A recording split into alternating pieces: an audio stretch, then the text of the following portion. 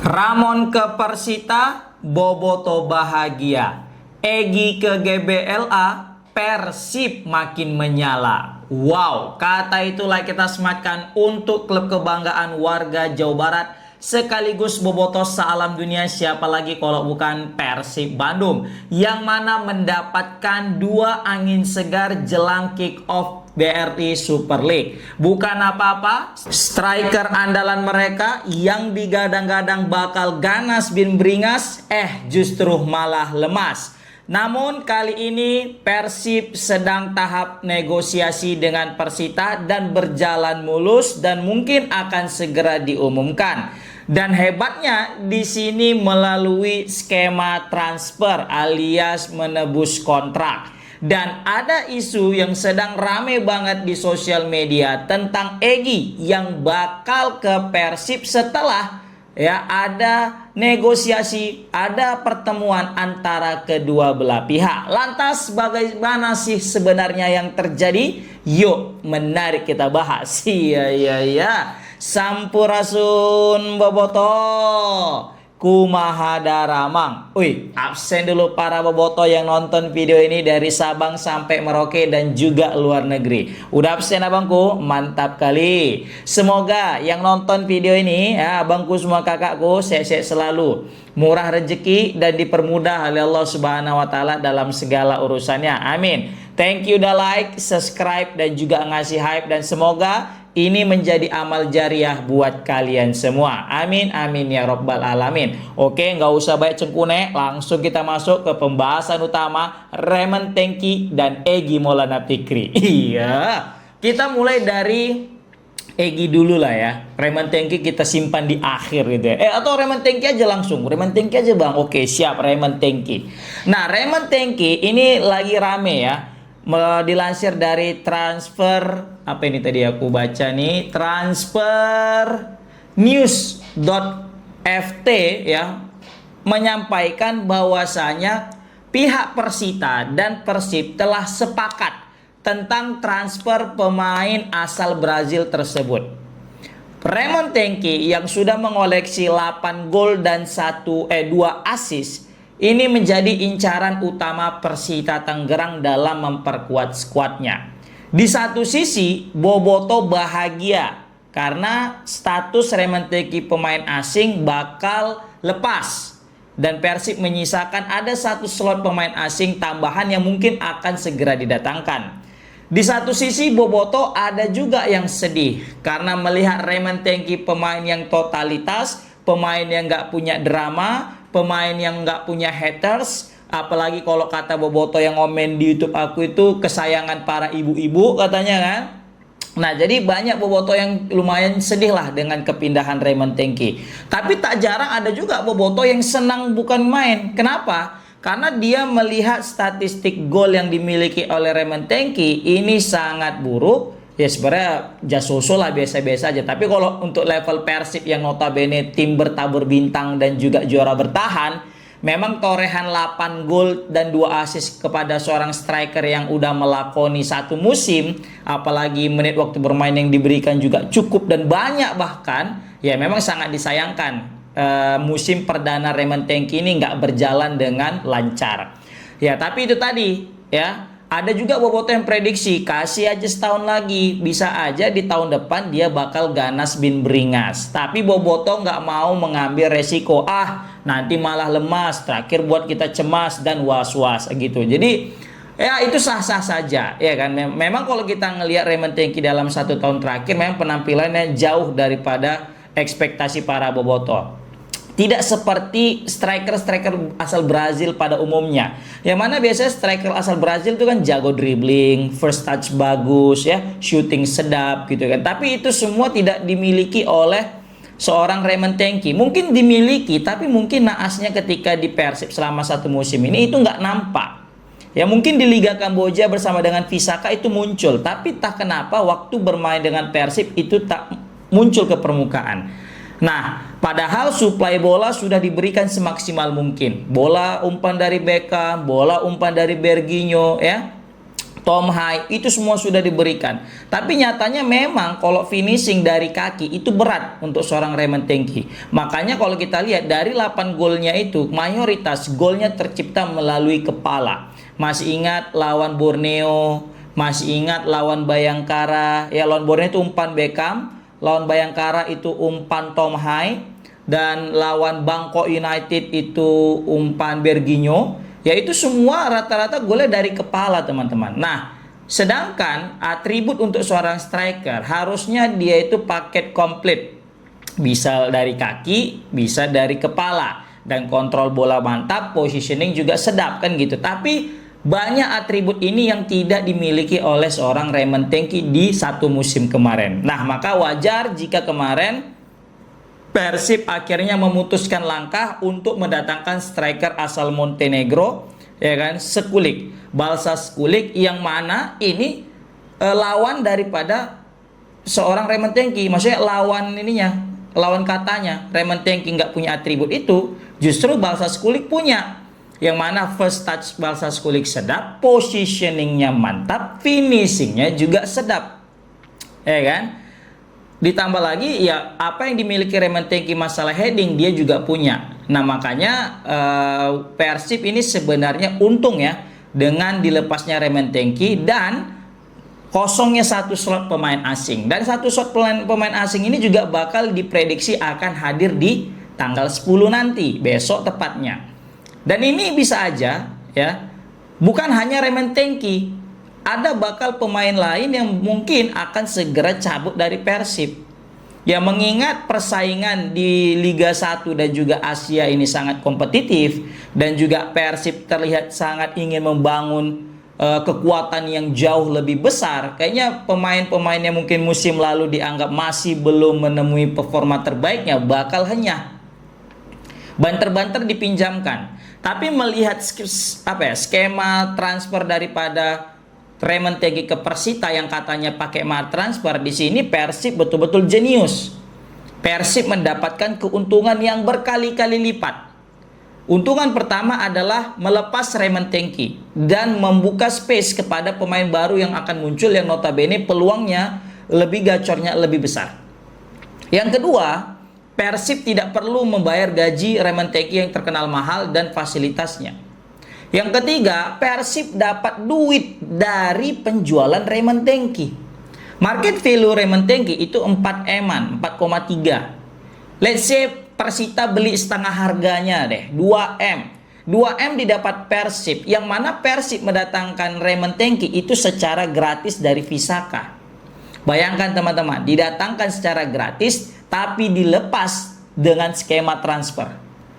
Di sini siapa yang cerdas? Betul, Persib Bandung. Makanya aku pernah buat konten di konten aku yang kemarin itu, manuver transfer Persib itu edan. Dan bisa aja nanti aku akan buat konten kedua tentang manuver transfer Persib ini, yang karena memang aku akan coba jabarkan mulai dari transfer pertama hingga akhir nanti. Tentang bagaimana kejelian dan kejeniusan pihak Persib dalam mendatangkan dan melepas pemain yang memang harus ditiru dan dipelajari oleh klub-klub lain. Sorry to say nih ya, Persib ya aja yang udah banyak duitnya, ya, dia itu masih mikir kalau beli pemain, kalau kemahalan nggak mau dia. Dan dia pun cari pemain yang kalau bisa gratisan, gratisan. Dikasih kontrak 2 tahun, nanti kalau udah setahun gacor, dia lepas. Kenapa? Persib dia jual branding. Jadi orang nanti yang mau datang ke Persib, mau cari pemain ke Persib, padahal Persib ngambil pemain mungkin yang gak jago-jago amat, atau mungkin yang biasa-biasa aja gitu. Tapi karena udah pernah melekat nama Persib di pemain itu, jadi harga dia mahal, punya daya tarik tersendiri. Jadi klub-klub lain melihat, oh ini pemain seksi, oh aku rekrut lah, nah gitu. Sama halnya kayak ada pemain misalnya dia alumni MU, alumni Barca atau Liverpool, Madrid, padahal mungkin dia cuma cadangan gitu loh. Atau mungkin dia ya main tapi nggak banyak gitu, paling cuma berapa kali caps gitu. Tapi karena ada embel-embel mantan pemain Madrid, mantan pemain Barca, mantan pemain MU, jadi harga sang pemain melonjak. Nah, ini juga yang aku baca nih. Ini nggak tahu apakah kalian sempat ngebaca ini apa enggak. Tapi aku ya, meskipun aku bukan fans Persib, aku nilai itu kayak gitu tuh. Jadi Persib mendatangkan pemain gratis dapat nih pemain dikasih kontrak 2 tahun. Jarang tuh Persib ngasih 1 tahun dulu, 2 tahun dengan asumsi nanti pemain ini gacor bakal dijual. Itu udah terbukti dari Enri Jung. Kan, dan sekarang muncul Raymond Tengki juga. Raymond Tengki kan nggak terlalu perform, tapi karena udah pernah di Persib ya, jadi dia itu terlihat sangat laku untuk dijual. Dan akhirnya Persita memutuskan mau untuk menebus seorang Raymond Tengki. Padahal Persita kan bisa aja gitu cari pemain yang notabene gratisan gitu loh, striker asing gratisan. Dan duit 2M tadi mungkin yang kita kita prediksi untuk mahar transfer Raymond Tengki bisa digunakan untuk menutupi gaji sang pemain kan gitu. Kan lebih hemat aturannya. Tapi enggak. Disinilah Persita masuk dalam jebakan skema transfer Persib Bandung. Nah, seperti itu teman-teman. Minum dulu ya Bang gue ya. Bismillah.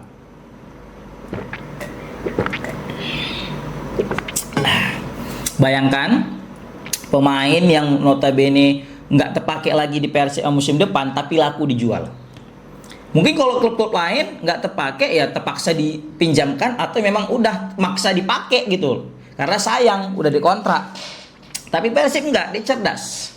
Makanya kita ngelihat Persib ini makin sehat aja keuangannya karena faktor-faktor yang aku bilang tadi teman-teman. Jadi Persib akan terus menjadi tim terbaik di Liga Indonesia andai mereka tetap mempertahankan eksistensi mereka dan kecerdikan dan kejelian mereka dalam bursa transfer ini. Jadi Persib ini nggak hanya cerdik di dalam lapangan, bahkan di luar lapangan mereka jauh lebih cerdik dan mengungguli lawan-lawannya. Seperti itu. Bayangkan pemain-pemain Persib udah banyak berkumpul, sedangkan klub-klub lain masih terlihat sangat santai-santai. Nah, ini sekarang siapa yang mau jadi juara lagi nih nampak kan gitu.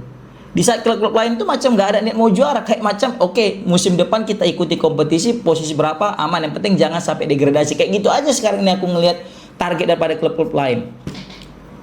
Ya, tapi Persib udah mulai beda. Mereka udah nggak mikir liga lagi, tapi justru Asia. Paling sekarang pesaing terkuat Persib ini aku ngelihat ini ada Persija nih, yang lagi ngumpuli pemain timnas ala Sintayong dulu. Baru ada Persebaya nih, ini ngeri juga nih aku nengok pergerakan transfer Persebaya. Dan jangan lupa Dewa yang pakai pelatih yang sempat melatih Buriram waktu sama dengan Sandy Walsh, ya kan? Dan jangan lupa ada Arema yang pakai pemain Persib. Siapa tahu ya, karena banyak pemain Persib direkrut sama Arema, Arema punya mental juara layaknya yang ditularkan Dewangga dan Robby Darwish. Ya kan? Nah, seperti itu. Jadi, kalau aku ngenilai Persib ketiban durian runtuh setelah berhasil menjual Raymond Tengki. Nah, sekarang kita masuk ke Egy Maulana Fikri. Ini sebenarnya kalau kita ngelihat Egy, ya kalau bilang di Persib ya pasti dibutuhkan lah. Tapi kita ngelihat lagi, ini dibutuhkan kali nggak gitu loh.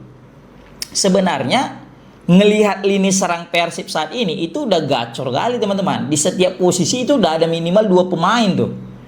Kan wingsnya dibuat ke depan. Kan William Barros juga masih ada. Cobalah. Dan masih ada Ragnar Orotmangun. Nah, tapi mungkin untuk posisi sebagai di belakang striker yang untuk tektokan 1-2-1-2, mungkin Egy pas aku menilai. Ya, untuk menemani si Sekulik, Balsa Sekulik yang mungkin butuh umpan-umpan, apa bisa kita bilang ya, umpan-umpan yang tak tertebak. Karena Egy punya visi bermain yang oke. Jadi seumpama ini betul Egy jadi ke Persib, ya kita akan melihat terupas-terupas yang nggak masuk akal gitu. Layaknya terupas Evan Dimas dulu gitu. Tapi bedanya Evan Dimas posisinya seperti Tom Hai, tapi Egy sebagai gelandang serang atau mungkin di belakang striker. Seperti itu. Nah, jadi apakah Persib beruntung mendapatkan Egy? Pasti beruntung. Tapi yang jadi pertanyaan, apakah Persib harus mengeluarkan duit untuk mendatangkan Egy? Kalau harus mengeluarkan duit, kayaknya ini perlu dipikir-pikir lagi. Kenapa? Karena kan Egy belum masuk ke dalam skuad utama kali pasti nantinya. Jadi dia pasti jadi pemain cadangan. Bang, tapi kan kita main di 5 kompetisi berbeda. Benar. Tapi untuk di posisi Egy kayaknya melimpah kali. Takutnya terbuang percuma duit tadi kan gitu. Bagus dialokasikan ke pemain yang betul-betul jadi target utama gitu. Tapi kalau misalnya duit yang dikeluarkan untuk Egy tidaklah banyak, ya nggak masalah untuk menambah kedalaman skuad. Kan cocok gas. Jadi pemain cadangan Persib dengan pemain utama itu 11-12 kualitasnya. Bahkan bisa diadu. Kan? First team dengan second team main di lapangan, bahkan mungkin bisa jadi juara 1, juara 2 di kompetisi Liga 1 kayaknya. Mungkin kalau tim utama Persib, terus ada tim cadangan Persib buat klub lagi nih. Mungkin yang peringkat pertama Persib tim utama, peringkat kedua mungkin Persib cadangan sih. Saking mewahnya gitu loh. Tapi itu tadi ya, kontrak Egy Maulana Fikri kalau nggak salah yang sempat aku baca itu sampai 2027. Dan itu 2027 bukan di akhir musim tapi pertengahan musim. Ya jadi 2007 awal. Nah, kalau memang Persib ingin mendatangkan Egy lebih cepat, ya mereka harus memberikan fee. Nah, tapi aku yakin juga fee-nya nggak akan mahal. Kenapa? Karena sang pemain 6 bulan lagi juga udah selesai. Nah, mungkin Persib bisa nego di situ. Ya mungkin harga market value seorang Egy adalah 5M. Mungkin karena sudah masuk ke detik-detik terakhir daripada masa kontrak Egy, ya mungkin aja di harga 2M bisa didapat Persib. Ya uang yang didapat dari Raymond Tegi tapi diganti ke Egy, mungkin seperti itu. Yang mana Egy juga kualitasnya lokal, tapi dia orang lokal tapi kualitasnya juga kadang kayak asing gitu, bisa kita lihat. Ketenangan dia, bagaimana dia main sama Ole Romeni, kita masih sangat ingat 1-2 dia, wah sedap cuy. Ya. Nah, tapi yang jadi pertanyaan, apakah Persib betul-betul ingin mendatangkan Egy? Nah, itu juga.